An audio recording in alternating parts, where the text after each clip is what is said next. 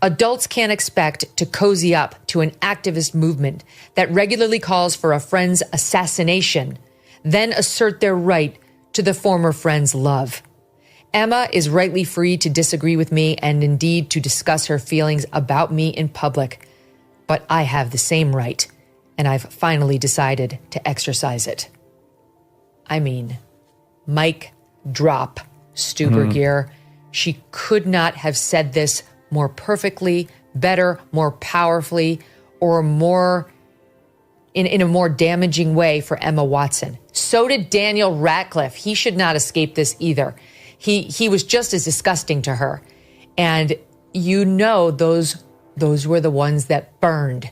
As J.K. Rowling was dealing with death threats and having to amp up her security to protect her family, those are the ones she was thinking about, because we wouldn't even know Emma Watson's name if it hadn't been for J.K. Rowling. The internet is exploding with reactions after J.K. Rowling delivered a fiery clapback to Emma Watson years after feeling publicly thrown under the bus. And let's be honest, most of the online crowd is cheering for Rowling, praising her for completely putting Watson in her place. Leading the charge is Megyn Kelly, who, as we all know, never bites her tongue when it comes to calling out woke nonsense. Her response was as fierce as expected, sparking an all-out cultural showdown. This clash has everyone talking, and trust me, you'll want to keep your eyes on this one. Buckle up, because things are about to get intense. So J.K. Rowling, after years of holding her tongue, years of just letting these brats run around attacking her, has finally shot back.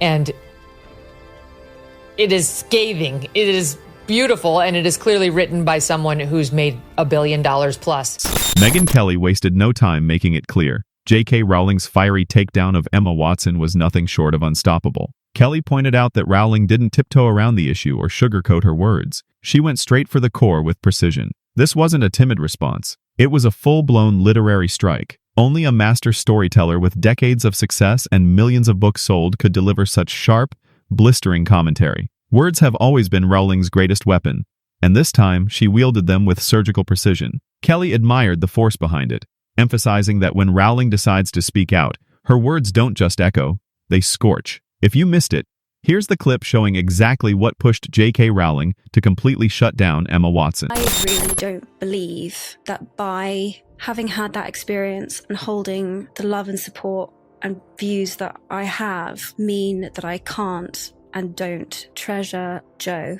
and the person that I had personal experiences with. I will never believe that one negates the other. Here's the story behind that clip. Emma Watson recently opened up about her personal life, career, relationships, and future goals during an interview on Jay Shetty's podcast. And then came the moment that everyone's been buzzing about, the mention of J.K. Rowling. Instead of repeating the usual anti-Rowling talking points we've all heard before, Emma seemed to backtrack a little, almost offering an apology for her past criticism. She even called Rowling a friend, saying she still cared about her deeply. But Rowling wasn't buying it. Her response was swift and scathing, a reminder that once trust is broken, words alone can't mend it. What followed was one of the sharpest and most unforgettable clapbacks in recent memory. The greatest irony here is that had Emma not decided in her most recent interview to declare that she loves and treasures me, a change of tack I suspect she's adopted because she's noticed full-throated condemnation of me is no longer quite as fashionable as it was. What makes J.K. Rowling stand out is that she can't be fooled. She sees the bigger picture. As the tide of extreme wokeness begins to fade, many celebrities are scrambling to realign themselves with reality. Emma Watson's sudden change in tone might suggest she's quietly stepping back after recognizing the damage caused by her uncritical support of the trans movement. Or perhaps she's simply trying to protect her image now that blindly echoing woke slogans isn't fashionable anymore. We may never know Emma's true reasons, but one thing is crystal clear. Rowling isn't swayed by half-hearted apologies or last-minute attempts to save face. She has a sharp instinct for spotting insincerity long before anyone else does. Adults can't expect to cozy up to an activist movement that regularly calls for a friend's assassination, then assert their right to the former friend's love. Emma is rightly free to disagree with me and indeed to discuss her feelings about me in public, but I have the same right, and I've finally decided to exercise it.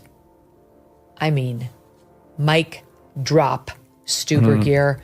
She could not have said this more perfectly, better, more powerfully, or more in a more damaging way for Emma Watson. J.K. Rowling's closing remarks were sharp, powerful, unapologetic, and grounded in truth. Here's the reality. Free expression doesn't belong to one group. Everyone has the right to voice their beliefs, even when those views clash with the so-called moral elite. The same crowd that constantly preaches tolerance and inclusivity is often the first to lash out when someone dares to challenge their narrative. That's the height of hypocrisy. With precision and clarity, Rowling exposed that contradiction, reminding the world that no self-righteous mob has the authority to control independent thought. My favorite line, I wasn't a multimillionaire at 14.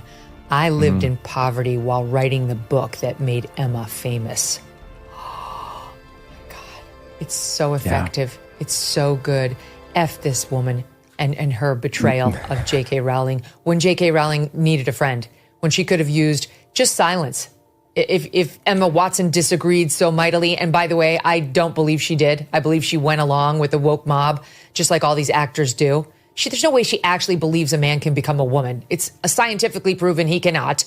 And so even just her silence would have been something, but she joined in. Megyn is absolutely right. If Emma Watson didn't share J.K. Rowling's views, she could have chosen grace over drama, staying respectful, staying quiet, and remembering who helped launch her to global stardom as Hermione Granger. Showing restraint would have been a sign of gratitude, or at least basic decency. But instead, Emma couldn't hold back. Time after time, she joined the chorus of critics, making it clear she'd rather align with the loudest voices of the woke crowd than with the woman who shaped her career. Instead of defending or quietly respecting Rowling, she turned on her in public. That's the real sting. Rowling gave her everything, and Emma repaid her with betrayal. Megyn Kelly was right. Watson didn't just cross a line.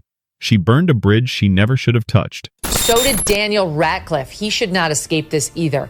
He was just as disgusting to her. And you know those were the ones that burned. As J.K. Rowling was dealing with death threats and having to amp up her security to protect her family, those are the ones she was thinking about, because we wouldn't even know Emma Watson's name if it hadn't been for J.K. Rowling. Megyn Kelly didn't just call out Emma Watson. She went after Daniel Radcliffe, too. Whenever cultural debates flared up, Radcliffe distanced himself from J.K. Rowling, sometimes subtly, sometimes directly. To Megyn, that was just as disappointing. Rowling created the world that made them stars, yet he chose to side with the woke mob instead of showing loyalty. Megyn reminded everyone that his fame rests on the foundation Rowling built, calling it pure hypocrisy to turn on the person who made your success possible.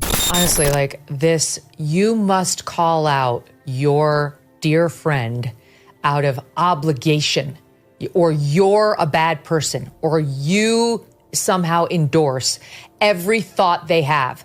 Unless you publicly attack your friend, you're responsible for all that person's thoughts and opinions is absurd. And I will just say it goes on to this day. And it's wrong. It's deeply wrong. And shame on Emma Watson for bowing to the mob. Good for J.K. Rowling for calling her out. I am clearly on the Rowling team. She also saw Watson's sudden change of tone as insincere. Rowling and Watson have always stood on opposite ends. Rowling unwavering and principled, Watson driven by public approval. To Megyn, Emma's attempt to reconcile looked like damage control, not genuine respect. True loyalty, she argued, doesn't vanish when it's inconvenient, and pretending it does only exposes the double standard behind it. When Hollywood big mouths suddenly want to be reasonable.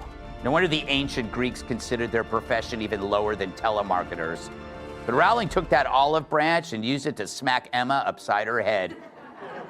To her, Emma is only coming out because it isn't fashionable anymore. So she's changing her tune like a schizophrenic at karaoke. Gutfeld isn't buying Emma Watson's sudden change of heart and stands firmly with Rowling. In his view, Watson hasn't truly shifted her stance on transgender issues at all. Instead, he points to a broader cultural shift. Attacking anyone who doesn't fully align with trans activism is no longer the fashionable move it once was. Many public figures are beginning to realize that the applause once earned from mob-style outrage is fading fast. To Gutfeld, Emma's newfound humility feels less like a genuine awakening and more like strategic image management. It's not about principles. It's about preserving reputation. He suggests that Watson is merely adjusting her tone to stay relevant, not because she's had a change of heart. And as always, Rowling can see right through it. She's far too sharp to be fooled by a Hollywood performance disguised as sincerity. Remember, Rowling was smeared as anti-trans back when that was as unsafe as having unprotected sex with Hunter Biden. But J.K. stood her ground, while the cast of the franchise she created trashed her. Watson, Daniel Radcliffe, Ron Weasley. They all rode her coattails, making unimaginable wealth at a young age. And when Rowling could have used their support, they chose the mob instead. They had a chance to show the courage of the characters they played, but instead they sided with the bad guy. In the end, J.K. Rowling deserves every ounce of credit for refusing to bow under pressure. Despite enduring relentless online abuse, death threats, and countless attempts to erase her career, she never wavered. In an age of fear and conformity, J.K. Rowling's courage sets her apart. While others cave to backlash, she's remained steadfast. Her books still sell, her films thrive, and her influence endures. The mob's fury didn't break her, it strengthened her legacy. Rowling became more than an author. She's a symbol of conviction and integrity. Unlike Hollywood's trend chasers, she chose principle over popularity, proving that real strength doesn't bend to outrage.